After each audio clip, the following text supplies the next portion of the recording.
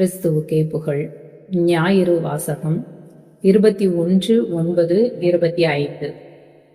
முதல் வாசகம் ஆமோஸ் புத்தகத்திலிருந்து வாசகம். அதிகாரம் 8, இறை வசனங்கள் 4 முதல் 7 முடிய. வறியோரை நசுக்கி நாட்டில் உள்ள ஒடுக்கப்பட்டோரை அழிக்கின்றவர்களே, இதை கேளுங்கள். நாம் தானியங்களை விற்பதற்கு அமாவாசை எப்பொழுது முடியும்? கோதுமையை நல்ல விலைக்கு விற்பதற்கு ஓய்வு நாள் எப்பொழுது முடிவு வரும்? மரக்காலை சிறியதாக்கி எடைக்கல்லை கனமாக்கி கள்ளத்தராசினால் மோசடி செய்யலாம். வெள்ளிக்காசுக்கு ஏழைகளையும் 2 காலணிக்கு வறியோரையும் வாங்கலாம். கோதுமையை பதர்களையும் விற்கலாம் என்று நீங்கள் திட்டமிடுகிறீர்கள் அல்லவா? ஆண்டவர் யாக்கோபின் பெருமை மீது ஆணையிட்டு கூறுகின்றார், அவர்களுடைய இந்த செயல்களுள் ஒன்றையேனும் நான் ஒருபோதும் மறக்க மாட்டேன். இது ஆண்டவரின் அருள்வாக்கு. ஆண்டவரே உமக்கு புகழ். இரண்டாம் வாசகம் 1 தீமோத்தேயுவுக்கு எழுதிய திருமுகத்திலிருந்து வாசகம். அதிகாரம் 2, இறை வசனங்கள் 1 தொடங்கி 8 முடிய.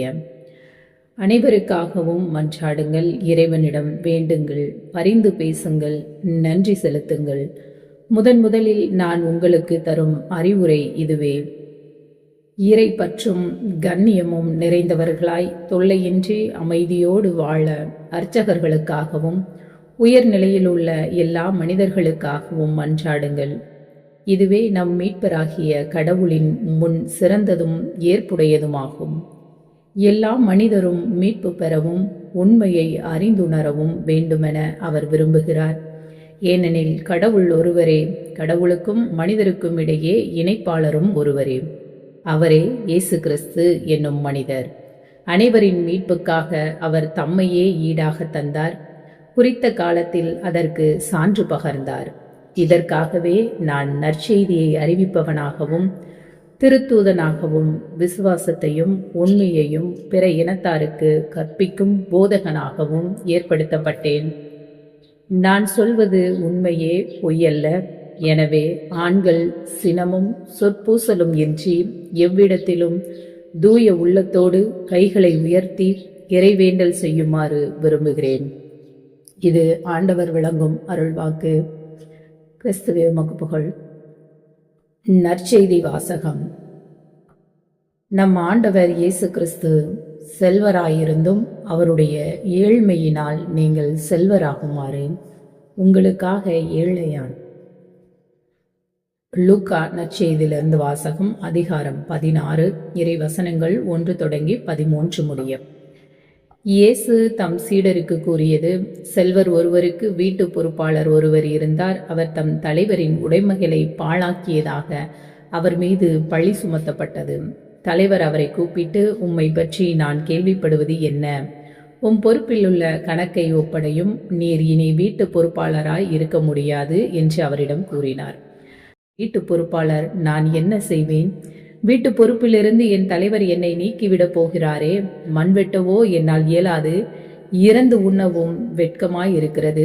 வீட்டு பொறுப்பிலிருந்து என்னை நீக்கிவிடும் போது பிறர் என்னை தங்கள் வீடுகளில் ஏற்றுக்கொள்ளும்படி நான் என்ன செய்ய வேண்டும் என எனக்கு தெரியும் என்று அவர் தமக்குள்ளே சொல்லிக் கொண்டார்.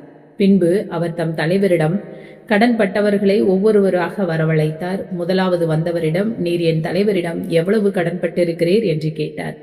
அதற்கு அவர், 100 குடம் எண்ணெய் என்று வீட்டு பொறுப்பாளர் அவரிடம், இதோ உன் கடன் சீட்டு, உட்கார்ந்து 50 என்று உடனே எழுதும் என்றார்.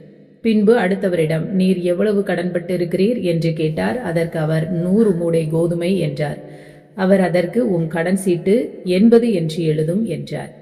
நேர்மையற்ற அந்த வீட்டு பொறுப்பாளர் முன்மதியோடு செயல்பட்டதால் தலைவர் அவரை பாராட்டினார். ஏனெனில் ஒளியின் மக்களை விட இவ்வுலகின் மக்கள் தங்கள் தலைமுறையினரிடத்தில் மிக்க முன்மதி உள்ளவர்களாய் நடந்து கொள்கிறார்கள். ஆகையால் நான் உங்களுக்கு சொல்கிறேன், நேர்மையற்ற செல்வத்தை கொண்டு உங்களுக்கு நண்பர்களை தேடிக்கொள்ளுங்கள்.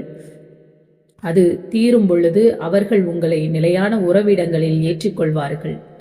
மிக சிறியவற்றில் நம்பத்தகுந்தவர் பெரியவற்றிலும் நம்பத்தகுந்தவராய் இருப்பார். மிக சிறியவற்றில் நேர்மையற்றவர் பெரியவற்றிலும் நேர்மையற்றவராய் இருப்பார். நேர்மையற்ற செல்வத்தை கையாளுவதில் நீங்கள் தகாதவராய் இருந்தால் யார் உங்களை நம்பி உண்மை செல்வத்தை ஒப்படைப்பார்? பிறருக்கு உரியவற்றை கையாள்வதில் நீங்கள் நம்பத்தகாதவர்களாய் போனால் உங்களுக்கு உரியவற்றை உங்களுக்கு கொடுப்பவர் யார்? எந்த வீட்டு வேலையாலும் இரு தலைவர்களுக்கு பணிவிடை செய்ய முடியாது. ஏனெனில் ஒருவரை வெறுத்து மற்றவரிடம் அவர் அன்பு கொள்வார், அல்லது ஒருவரை சார்ந்து கொண்டு மற்றவரை புறக்கணிப்பார். நீங்களும் கடவுளுக்கும் செல்வத்துக்கும் பணிவிடை செய்ய முடியாது. ஆண்டவரின் அருள்வாக்கு. கிறிஸ்துவே உமக்கு புகழ்.